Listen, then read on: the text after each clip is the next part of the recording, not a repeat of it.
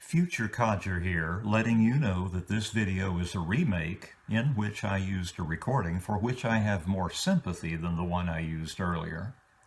I have accordingly found it necessary to make some adjustments in my introductory narrative. One of them involves an emendation, and I'll make sure that it's apparent when its time comes. I am moved to take a different approach from the usual with this project.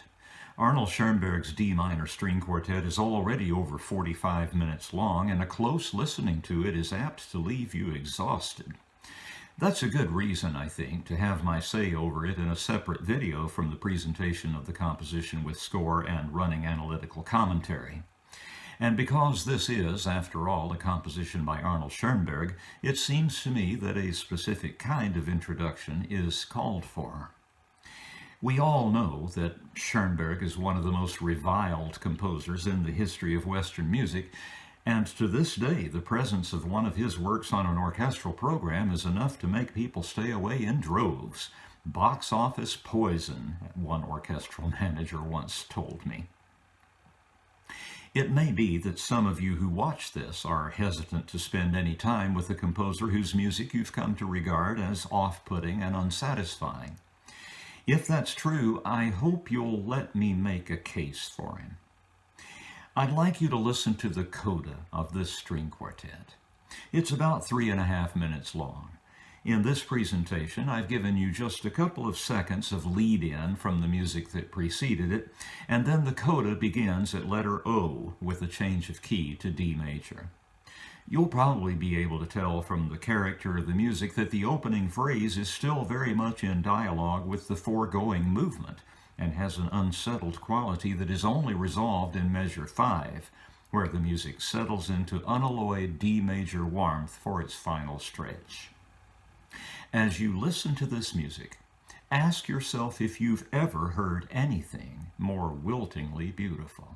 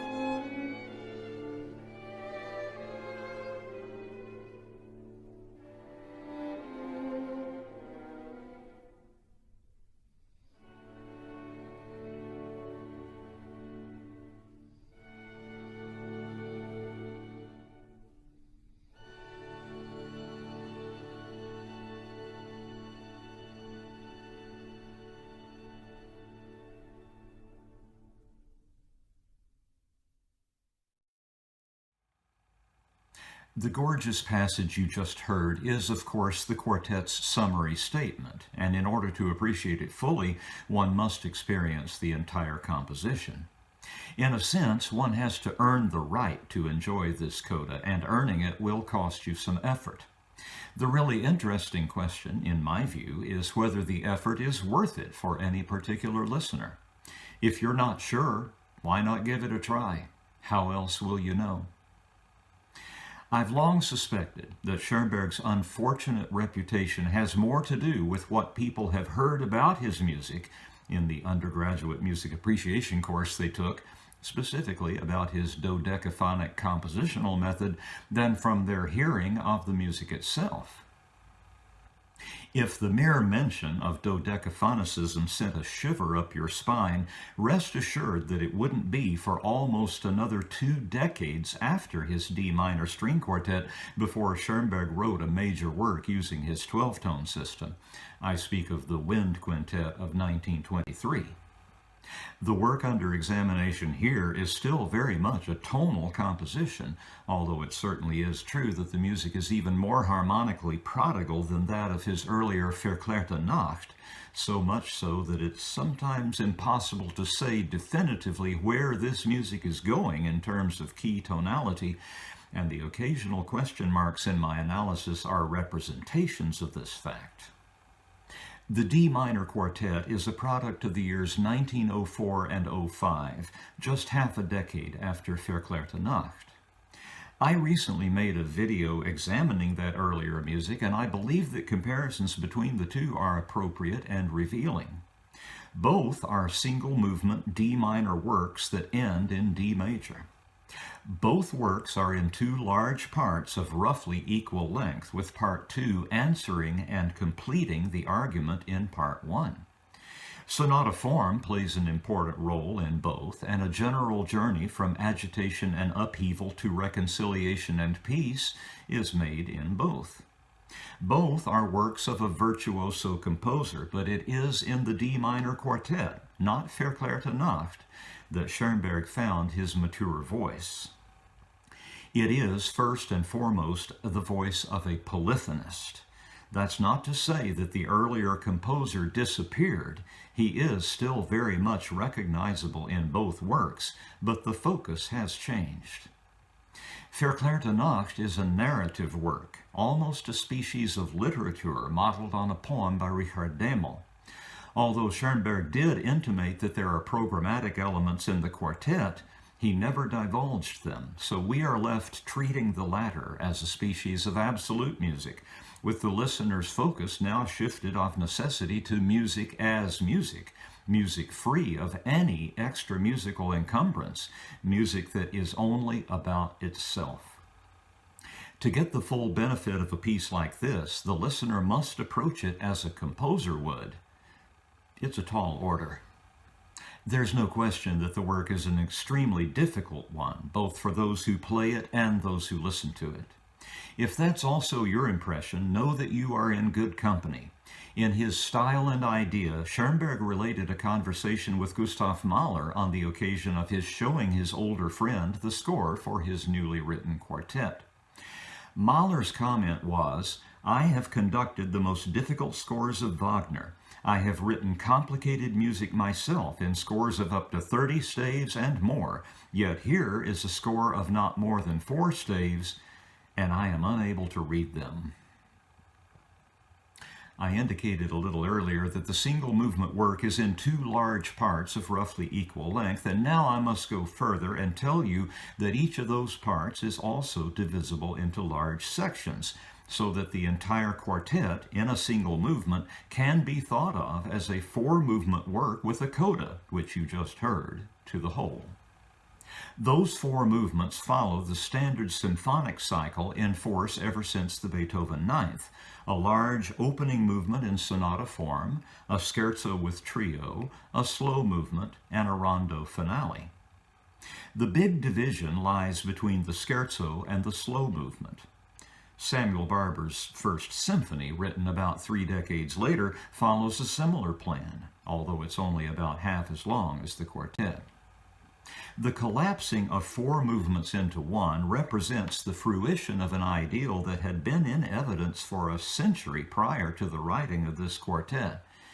In Beethoven's Fifth and Sixth Symphonies, we see movements so closely joined that they are separable only by general description. The music is continuous across two or three movements. Something like that is true of the entirety of Robert Schumann's Fourth Symphony, another D minor work that ends in D major. The same could be said of Schubert's Wanderer Fantasy, Liszt's B minor Sonata, and even Beethoven's Grosse Fuge. Schoenberg himself would go well beyond these with his First Chamber Symphony, which appeared a couple of years after this quartet. And in 1924, Jean Sibelius wrote a final symphony that behaves quite a lot like that Schoenberg Chamber Symphony. In such works, one sees the triumph of a long-standing idea that the symphony and works like it should be experienced as one thing, not four. I have, of course, tried to address this feature of the work in my running commentary, but one can, after all, say only so much. And already I risk distracting you from the music with what I hope to be useful guidance that may, in the end, clutter your experience rather than enhancing it. I never know, really. I will say that, tempted as I was to lard up my analysis with mention of all the myriad details on offer, I left far more unsaid than said. Please know that my frequent silence regarding interesting features that will no doubt catch your ear is due to cautious respect for your time and attention and not indifference. I think a synopsis of the quartet is in order, and I'll be as brief as possible so that you can get on with the actual experience. The first movement opens with a severe, spiky, aggressive, agitated D minor theme whose compass is an astonishing minor 20th. That theme, which will, in a sense, serve as a refrain that draws the entire composition together, includes most of the motives from which all the quartet's other themes will be fashioned. The level of integration throughout is admirable, as is the work's stylistic purity. The first movement follows the sonata pattern, and its exposition is worked out to extravagant length, with the first theme complex alone occupying about the first 3.5 minutes, during which we will hear the distinctive opening theme 5 times. The second group includes a double fugue, also of impressive length, along with more gracious, tuneful themes. The fugue's two subjects will reappear many times and in many guises during the remainder of the composition. One of them, for instance, appears prominently in the coda, and you may recall my having made mention of it in my running commentary. The development, set in triple time, is multifaceted and exhaustive, and the recapitulation artfully compressed. I want to draw your attention to some music that replaces the transition during the recap. I've identified it as a fantasy on a 4-note motive, that motive having been drawn from the closing phrase of theme 1A. I first heard a recording of this quartet about half a lifetime ago, and I had the score in hand. Both my eyes and ears were seized by this passage, which is one of the most distinctive things I had ever encountered. All those semiquaver lines with their wide octave displacements working over that 4-note motive in both prime form and inversion simultaneously brought to mind the silken traceries of a spider's web, and the appearance of that music in the score generates an aesthetic response in me that is every bit as powerful as the sound of the music itself. It's a species of Orgelmusik, if ever I saw one, still deeply impressive to me after all these years. As I said, everything in this recap is artfully reduced, and during the second group, that's largely achieved by compression. I believe you'll see what I mean when we get there. An internal coda attempts to lay this music to rest, but a bridging passage soon takes over, propelling the music to its second movement, whose main theme is crafted from one of the fugue's subjects. The second movement is best understood as consisting of two large parts, the first of them a scherzo and trio. The scherzo's main theme is a variant of one of the fugue subjects in Movement 1, and its key, G-flat major, stands in an unusual relationship to the first movement's D minor. The trio, which offers a haunting, contemplative-sounding foil to the scherzo's exuberance, is also bipartite, beginning with a sweet theme played hesitantly against a pointillistic accompaniment sung initially by the first violin. The trio's second part is based mainly on an inversion of the scherzo's main theme. The scherzo's written-out da capo reprise, artfully reduced after the manner of Movement 1, begins in C-sharp minor and, unsurprisingly, includes a fugue. Once the scherzo da capo has run its course, Movement 2 embarks on the first great project of unification by setting forth a second development section and recapitulation, both relating more to Movement 1 than to Movement 2. The sonata principle is thus being broadcast over the entire single movement work, not just its constituent movements. The music becomes increasingly aggressive, with the first movement's main theme bursting forth full-fledged in its original key, now in combative guise, and the second movement thus completes its journey from that cheerful, exuberant G-flat major romp into D minor music of extraordinary ferocity. Out of the smoking ruins of Movement 2, a mournful cello solo arises, and this is what conveys us to the work's second large section. Please forgive an aside that I think is revealing of Schoenberg's careful attention to the details that make sense of this composition. The cello solo I just mentioned winds down into a half cadence with three notes, C, D sharp, and F. The ear, which cannot see, would naturally be inclined to interpret this music as being in C minor, and the arrival of Movement 3 in A minor is thus a mild shock. But D sharp is not E flat, no matter what your ear tries to tell you, and the interval between D sharp and F is not, in written form, a whole step, but rather a diminished third. Diminished thirds invert to augmented sixths, which are important hinging devices when establishing new keys, as they point directly to the dominant. The resolution of the augmented sixth F to D sharp is such that the voice leading converges on E, the dominant of A minor. Theory nerds understand the significance of what I've just said. Schoenberg has artfully covered his seams and justified his usages. The fermata and pause at the end of that cello solo provide the only real break in the otherwise inexorable forward motion of this restless quartet, and thereby the sense of bipartite division overall is firmly established.